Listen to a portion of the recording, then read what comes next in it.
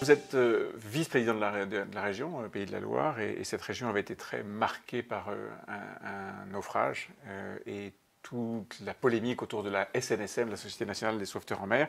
Un rapport sénatorial de la sénatrice Corinne Féret, qui est une sénatrice du Calvados, une sénatrice socialiste du Calvados, vient d'être publié, et ce rapport pointe la vétusté des équipements et le fait que l'État ne fait pas son travail. Je veux dire, ne finance pas suffisamment la SNSM. Oui, il faut que l'État sauve nos sauveteurs. C'est indispensable parce que nous sommes dans une situation dramatique. Bien sûr dramatique parce qu'il s'est passé au Sable d'Olonne, mais aussi dramatique au niveau financier.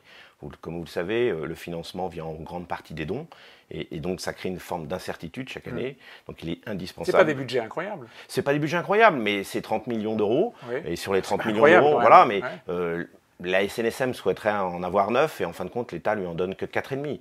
Et 4,5, c'est pas assez pour permettre à la fois de former les nouveaux sauveteurs et puis aussi d'équiper l'ensemble des stations. Donc c'est indispensable et cette priorité, elle doit être menée par l'État et d'une façon... Et pourquoi il se défausse? Pardon, mais le président de la République s'était rendu sur place au moment du naufrage. Oui, bien sûr. Ça avait été une émotion nationale. Il y avait 15 000 personnes sur place. Ouais. Mais la seule difficulté, c'est que je pense que le budget doit prendre en compte aussi bien évidemment la fiscalité qu'il y a sur les plaisanciers. Vous savez, les plaisanciers apportent 200 millions d'euros de fiscalité. Je pense qu'on peut piocher là-dedans. Et puis si on n'y arrive pas, il faudra à un moment ou à un autre demander à chacun des plaisanciers une petite participation de quelques dizaines d'euros. Vous savez, c'est rien par rapport au coût d'un accastillage ou le coût d'un bateau par an. Donc je pense que c'est indispensable.